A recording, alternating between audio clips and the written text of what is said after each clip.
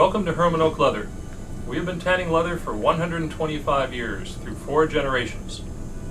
This video is designed to help explain how leather is made. Our leather is still made the old-fashioned way, with tannings that come from tree bark. This is called vegetable tanning, which has certain properties still valued by many people around the world for its beauty and workability. We hope you will find this interesting, and everyone in our company welcomes you to join us on our tour. The tanning process you will see here is one of the oldest tannages, called vegetable tanning, as it uses the tannins from organic matter like tree bark, leaves, and nuts. While this tannage used to be the predominant tannage around the world, it is now a specialty tannage. Shoes, clothing, and upholstery have switched over the past 100 years to chrome tanning, which uses the metal chromium, takes a much shorter time, and is less costly to make. The vegetable tannages you will see here, however, still retain their ability to mold, carve, provide firmness, and are compatible with skin, which are fundamental to their use in the markets for the horse, pet, orthopedic, and craft industries.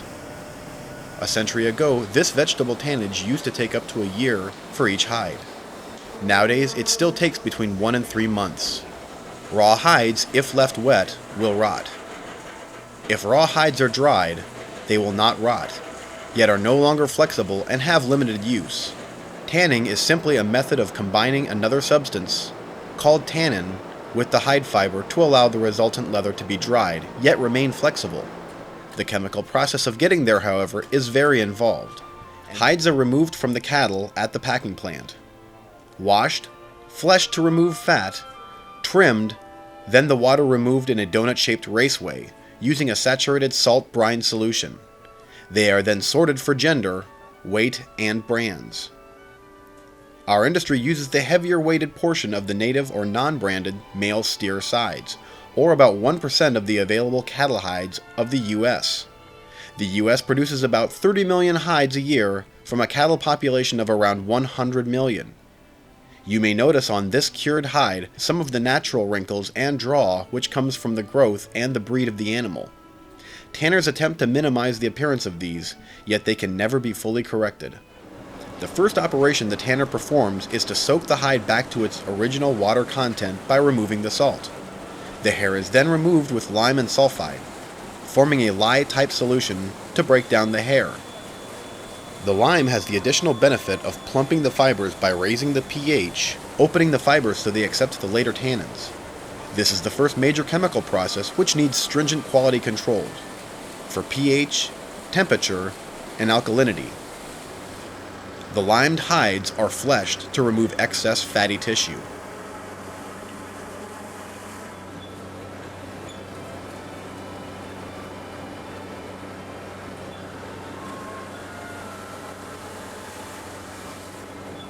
Certain leathers are now split on a band knife splitter to make them level.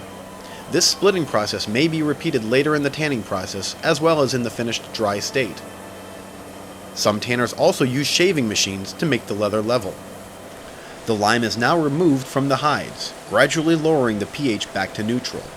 The hides are then baited or cleaned using an enzyme which was first developed for the tanning industry and later used in clothing detergent. When the hides come out of these paddles, they can be dried to make rawhide dog bones or rawhide stamping pallets. This is the second major chemical process, which is closely controlled for pH and temperature. The chemistry in tanning is like building a house, where the foundation is most important and every level is dependent on the previous one to ensure the highest quality. The hides are now placed into the tanning solution, which is similar to coffee. Here the tannin molecules gradually penetrate the hide fibers. It is here that the carving and molding characteristics of the leather are set. This is the major chemical process in tanning, taking up to 6 weeks for vegetable tanning. The process must be tightly controlled on a daily basis for acidity, pH, tannin strength, and purity. Chrome tanning does not use this step, but is done instead in a large drum like you will see later, and takes less than a day. This is how the vegetable tanning extract comes to the tannery. It is made from tree bark that is soaked in hot water to extract the tannins, then spray dried just like coffee. The final chemical process is done in large rotating drums or mills. Here the leather is washed, bleached, dyed if required, and fat liquored with special oils to penetrate and bind to the fibers. These are the types of drums that are used for chrome tanning, as mentioned earlier. The wet leather is now wrung on a machine with a felt-covered roller, very much like Grandma used to use for her clothing.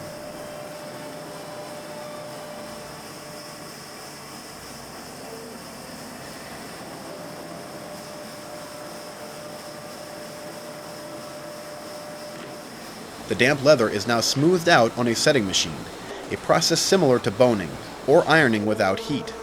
This also takes out any stretch from the leather.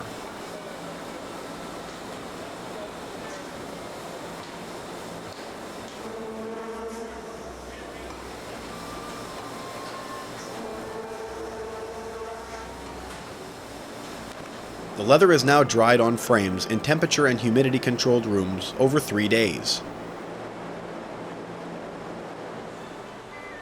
The leather is now dry and sent to the finishing department where Herman Oak trims the leather to remove unusable edges.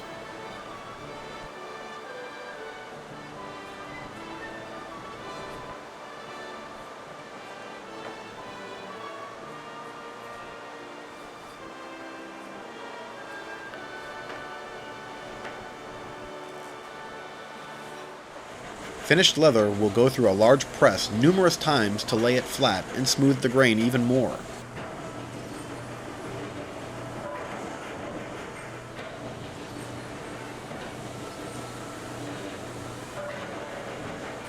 In the old days, tanners used to sell Tannery Run, which meant a mix of whatever hides come from the packer. Nowadays, the leather is sorted into stacks of different grades and thicknesses and sold as specific grades.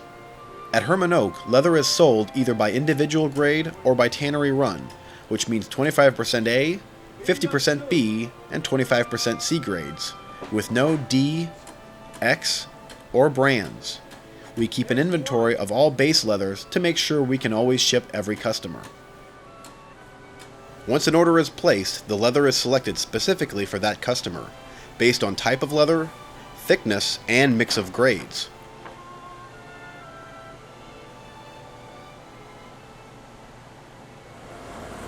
Leathers that require exact thickness will be run through a dry splitting machine. This splitting machine is the most highly calibrated machine in a tannery, similar to that of a stitch-and-all sewing machine.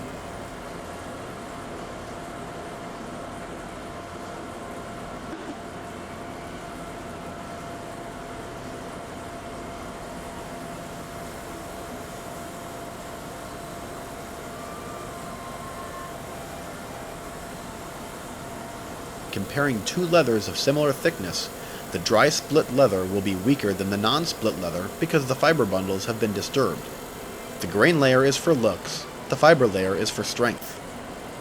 When the leather is ready for shipment, it will go through the third and final grading station, and is checked for overall quality and whether it meets the customer's specifications.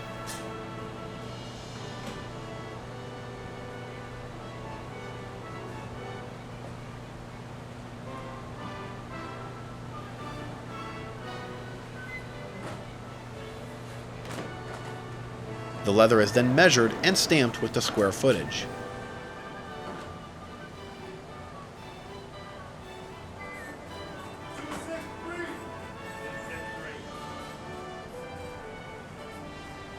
The measuring machine must be calibrated numerous times throughout the day with the round black disc to ensure accuracy.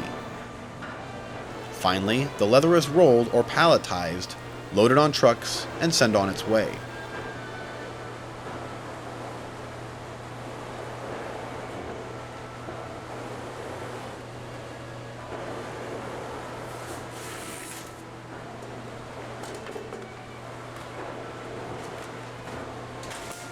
Grading of the leather is based on the intended use of the leather, and is usually standardized by type of leather. In general, the prime or butt area is the most important part of the side and is graded the most heavily, followed by the shoulder and then the belly. For skirting leather, the prime butt area, where the saddle seat is cut, is the most important. For tooling and holster leather, the prime butt area is still most important, yet the shoulder is also important for cutting parts. For harness and rein leather, the center section for cutting traces and reins is graded equally throughout the side.